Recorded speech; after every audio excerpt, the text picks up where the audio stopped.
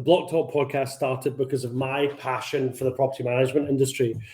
I wanted to start a conversation and add some value within the industry with a diverse range of people and professionals who can add something extra. As we start out, my aim is that the podcast offers some useful insight into a variety of views, opinions, thoughts, and foresights from our guests, who include business leaders and industry experts. If you enjoy the podcast and want to find out any other information, head on over to brianwelsh.co.uk.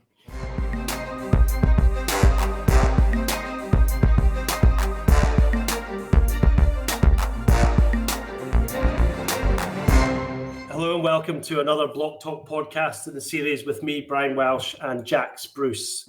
Jax, how are you doing today? I am very well, Brian. Thank you. How are you doing? Good. Yeah. All good. Actually, and the sun is shining, which is always good. It makes everyone feel a bit happier.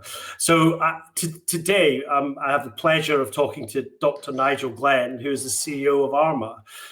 Nigel has an extensive international career in downstream oil, financial software, and investment banking. He founded a property management company in 2009 and joined the board of ARMA in 2015. In 2016, he was appointed as ARMA's CEO. So, Nigel, thanks very much for joining us today. It's great to have you on. Oh, my pleasure, Brian. Thanks for bringing me on. And hi to you, Jax, as well. Hi there. Hi, Nigel.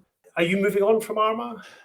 No, I resigned as CEO, but they asked me to stay on as exec chair, and now it's a bit more complicated than that because of the merger. So right, okay. I'm still CEO and will be for a while, and it depends what happens with the merger. But the idea is I'll become exec chair if everybody agrees of NewCo.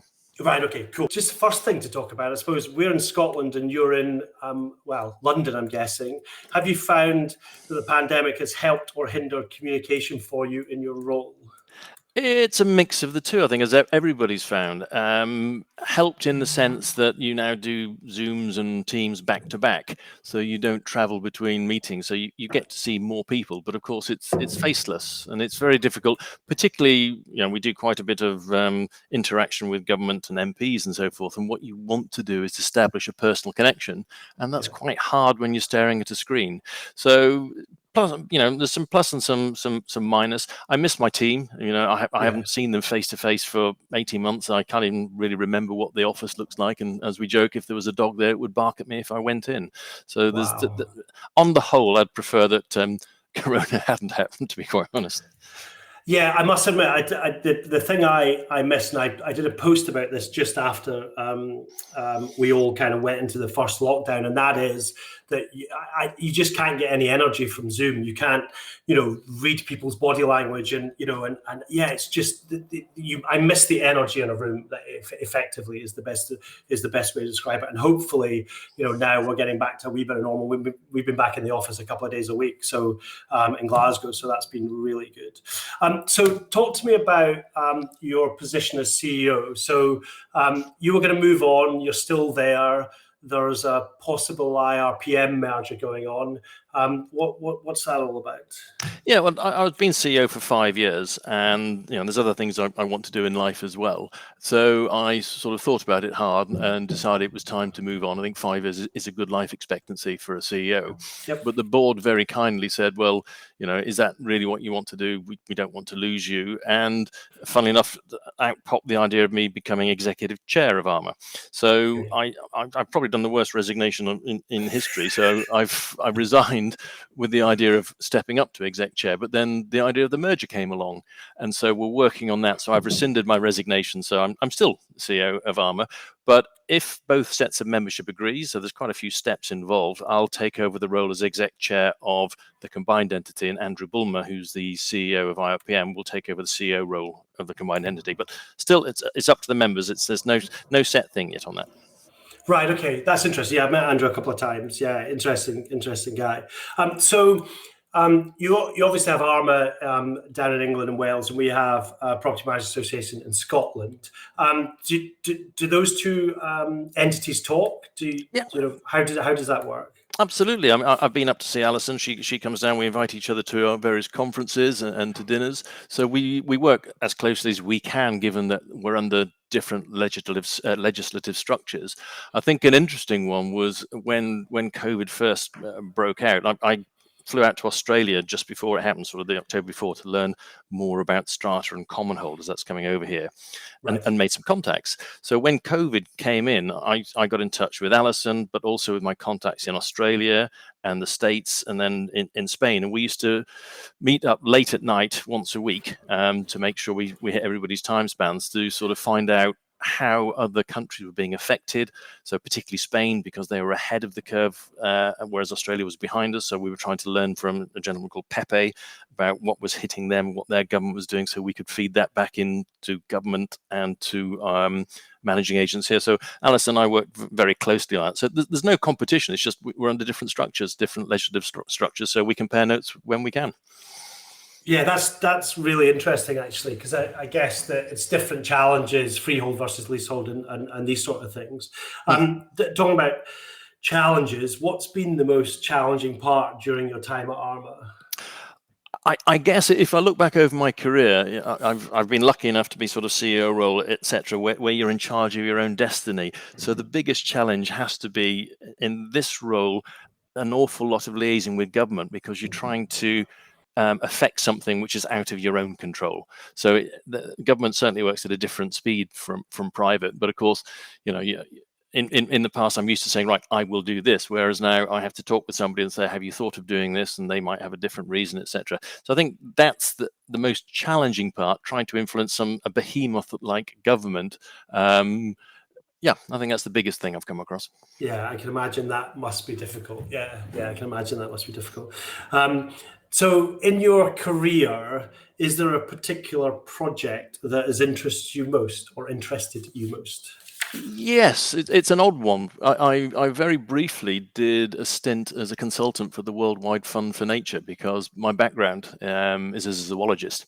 Oh, wow. And that was fascinating, if horrendously depressing, about what's happening to the environment. It's very, very down talking to people. You know, they kind of say, well, if this thing happens here, then it's not going to affect this, and this, and this, and that will remove all of this, because nature is very much like a very complicated watch. So that was absolutely fascinating, but depressing at the same time. And how long were you there for? How long did you do that for? Oh, that was only like a 3 or 4 month consultancy. So they asked me to write their what's called the extractive industry strategy, so mining oil. Okay. But what it turned out to be was a precursor for climate change.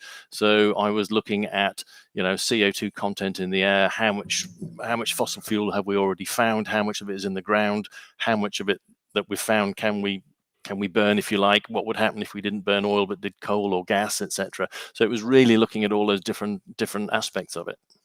Okay, interesting, very interesting. Can I jump in? This is obviously, Brian, you know, this is my sort of area of deep interest.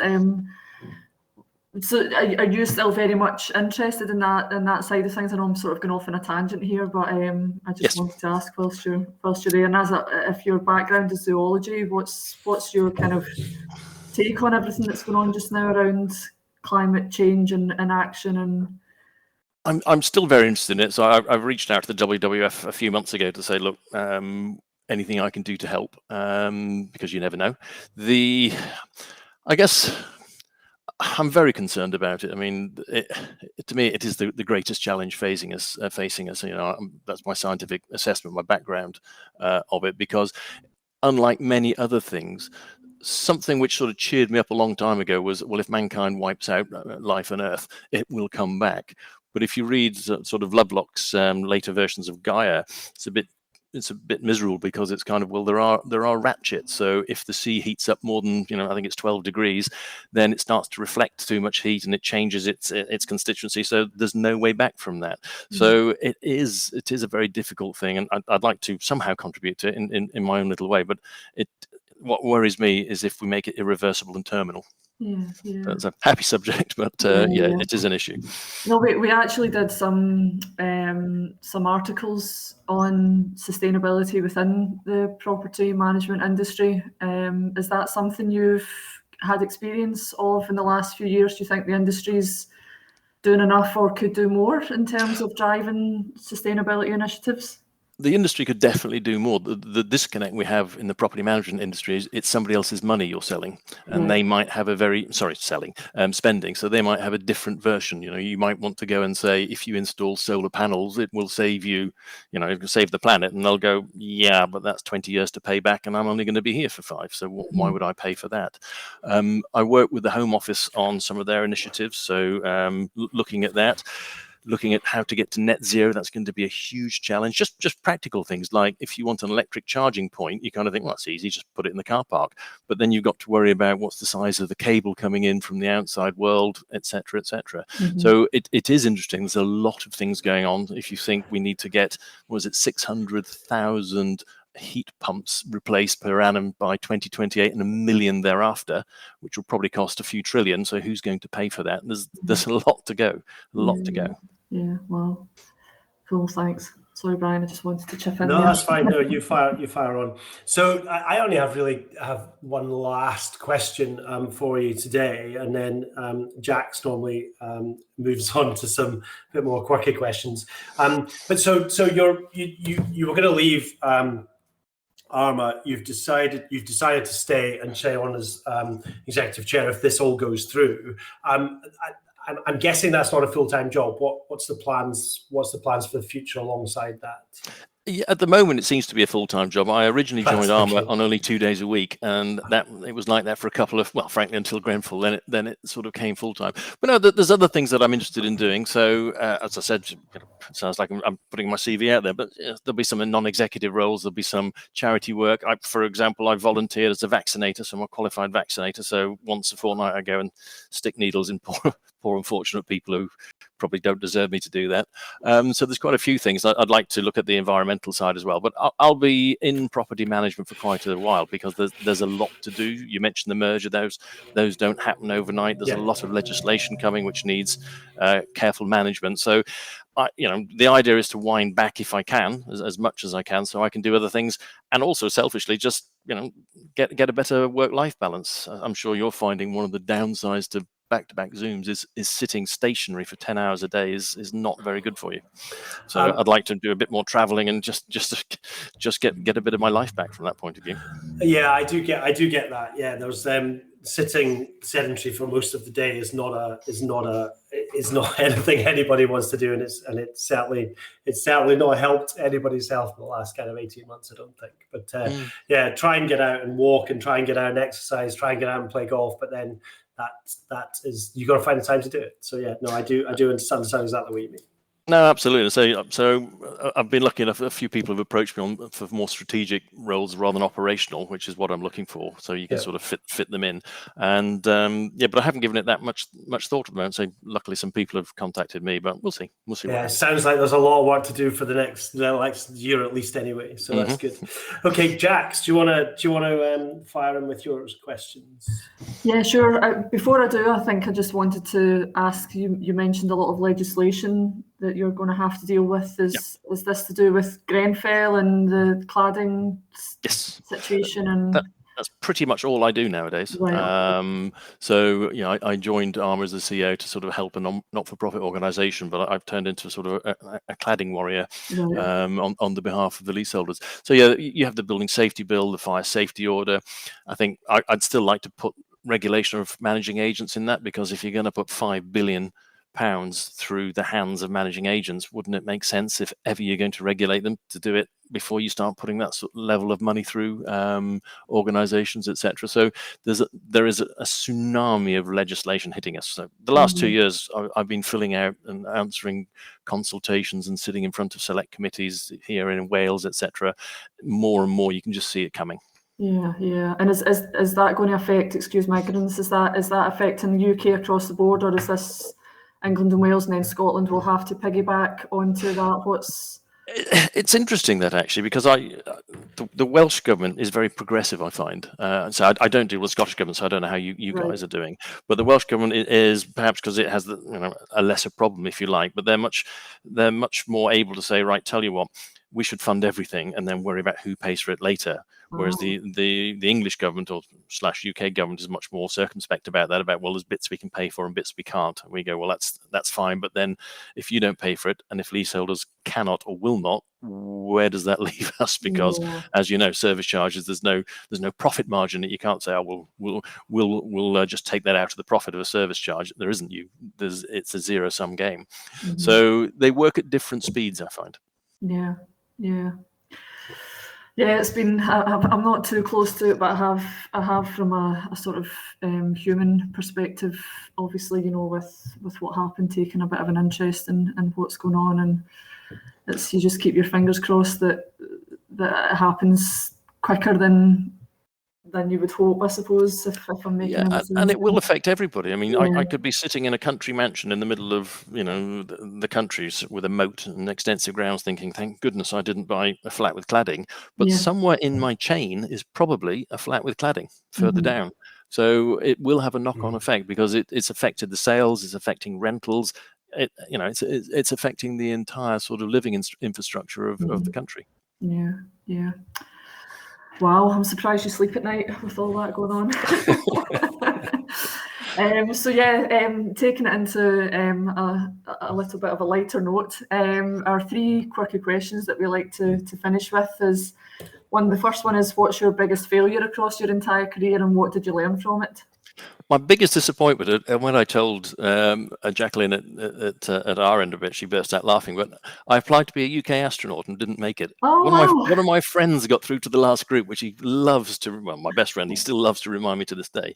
So that's a bit quirky. I'm just fascinated by science and space, etc. Other than that, though, no great failures because I've actually been very, very lucky. My first real job was with BP as one of their sort of blue-eyed boys at headquarters, and they would send me around the world, give me terrible responsibility, but also give you help there if you needed it. And as part of that, they gave you great bosses with a development plan. So it was a very, very lucky way to learn how to get involved in business. So I've been very fortunate. And since then, I've had, again, a very, very happy and lucky career. People who have worked for me have gone on to do great things, which is always a real bonus. It's nice to see people develop and move on. So no massive failures. The only one which might be relevant here is I ran my own property management business for 7 years. Oh, wow. And I use this as an example for government because quite often, I'm afraid I'll hear people say, "Oh yes, well, property managers, you've got your hands in leaseholders' pockets, you make a fortune." And I go, well, if I didn't make anything, I worked for free for 7 years, and each year we doubled. And I kind of thought, next year I'll make some money. Next year I'll make some money. It's a terrible business. So I suppose a failure from that would be I didn't. I don't own the largest managing agent in the country because after 7 years, it just didn't seem to be a way to make money out of it. Yeah. Time to quit. There's time to grit and time to quit. It's getting that balance, isn't it? I suppose there's only so long you can stick at something before you have to say enough's enough. Yeah. So the second quirky question: if you ruled the world for a day, Nigel, what would you do? It would be the climate change. So it does frustrate me when I see governments around the world saying, we will be net zero by 2050. That's just kicking it down to the next government, let alone one in 20 years' time. So we really do need to wake up to this. It is a current economic cost that is unsustainable. And then, it's just terrible what we're doing. Yeah. So that would be my magic one thing. If I could do that would be what I'd love to do. Cool. Nice. So when you're 70 and look back at your life and you've not had that magic wand that you could do that with, what will you be glad you did or feel proud of if it's something you've already done or something you want to do still? I mean, something that's quirky that I'm glad I did. I've been made redundant 3 times, and that's frankly the best thing that ever happened to me each time. Because it takes you out of your comfort zone.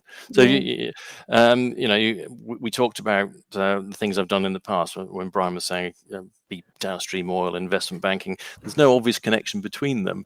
But by being forced to stop and start again, it gives you a very interesting view of life. And I suppose the lucky thing, I guess, was BP, because being sent to live in different countries, so I've lived in 4 or 5 now, is just wonderful.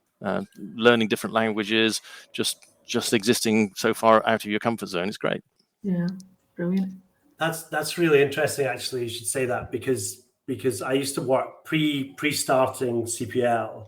I worked for another software business that was a consolidator, so they bought lots of other software companies, and they were private equity backed. So they were there to increase their top line and their bottom line. And when you merge two kind of software companies together, you're gonna have redundancies. It's just life. It just happens. And you used to look at there, and I did an integration once of one of those businesses. And in fact, the two people who kind of ran that are now business partners of mine and very good friends. But when we went in to do the integration with me as the kind of, I guess, aggressor, is the way we were kind of seen, and you went in to do the redundancies, and you saw this utter disappointment and fear and everything on the people who were made redundant, and this utter kind of relief on the people who didn't get made redundant, who stayed. But if you look at the people who actually were the ones made redundant, they're the ones that have moved on quicker. They're the ones that have, because you're put in a position where you've got to do something about it. And the people who stay just stay. The people who don't, the people who get made redundant, actually have to go off and do something else. And you often find their careers flourish more than the people who actually stayed. No, it is fascinating how that happens. I've never done what I did unless somebody pushed me. It would have been just the safer thing to do. But it's human nature. My first redundancy was voluntary from BP, and there's personal circumstances involved. But I remember feeling very sorry for myself until I sort of shook myself and thought, why am I feeling sorry for myself? I engineered this. I'm getting paid to walk away from a job. I was living in Turkey at the time, and I was driving past some people who were living in tents by the side of the road. I thought, I've been given more money than these people are ever going to have in their lives. And boo-hoo, I'm feeling sorry for myself. Grow up. Man up on it. But once it's happened once, I actually find it strange now. If I see somebody with a CV that there's no redundancy, I find it rather peculiar. Yeah, that's fair. That must be a fair point. Actually, that must be a fair point. Yeah, yes, because it is quite common. Yeah. Okay, thanks, Nigel. That was brilliant. Thank you very much for joining us and giving us your insight into those questions and kind of your where you are on all of these sort of things at the moment. That's great. Thank you very much. No, my pleasure. Hope it helps. Thank you.